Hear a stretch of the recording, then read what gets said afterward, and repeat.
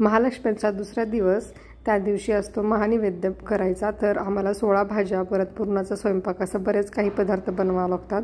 तर आम्ही सकाळी लवकर उठलो होतो आणि सगळा स्वयंपाक रेडी झाला होता। त्यानंतर आई इथं निवेद्य रेडी करत होत्या आणि असा केळीच्या पानावर महालक्ष्म्यांना निवेद्य दाखवायचा असतो।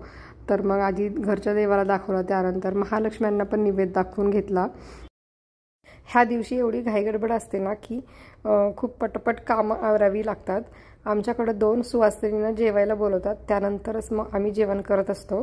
तर असा निवेद्य दाखवून घेतला आणि महालक्ष्म्यांची आरती करून घेतली आणि नुर्वीला पण खूप छान वाटत होतं या दिवशी। ती पण खूप एक्साइटेड होती आरती वगैरे करण्यात। ह्यावेळेस तिला खूपच मज्जा येत होती, कारण की तिला पण बऱ्याच गोष्टी कळत आहे ह्या वर्षी। आमचे नातेवाईकसुद्धा आले होते आणि त्या 2 काकूसुद्धा आल्या होत्या।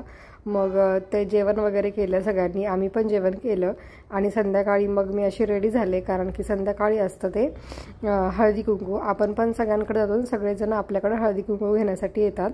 आणि दुसऱ्या दिवशीची ही क्लिप आहे। दुसऱ्या दिवशी गाठ्या घेत असतात, पिलवंडाच्या गाठ्या आणि 2 महालक्ष्म्यांच्या गाठ्या।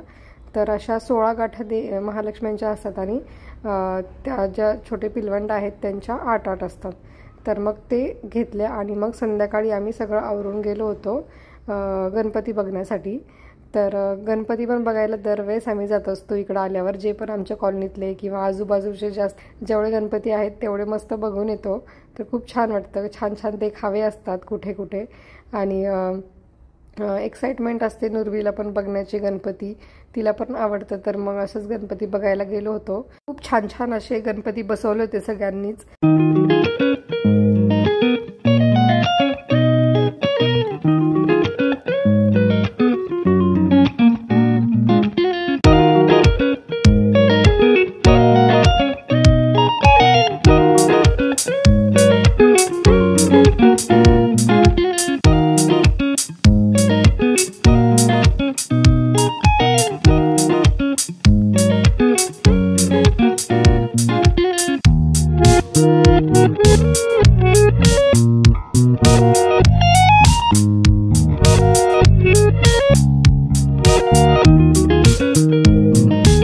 गणपती पाहिले आणि मग नंतर आम्ही घरी आलो, कारण आम्हाला दुसऱ्या दिवशी सकाळी लवकर पुण्याला जायचं होतं, कारण की परत ऑफिस असतं, नुर्वीची स्कूल असती। तर मग दुसऱ्या दिवशी सकाळी लवकर उठून आम्ही निघालो होतो पुण्याला। त्या दिवशी मस्त असं ऊन पडलं होतं, त्यामुळे एकदम छान वाटत होतं आणि सकाळी आम्ही लवकर निघतो म्हणजे आम्ही पटकन पोहोचायचा प्रयत्न करतो पुण्यामध्ये, कारण ट्रॅफिकमुळे। असा होता माझा हा छोटासा व्लॉग। कसा वाटला कमेंटमध्ये नक्की सांगा। भेटूया आपण नेक्स्ट व्लॉगमध्ये, तोपर्यंत बाय बाय।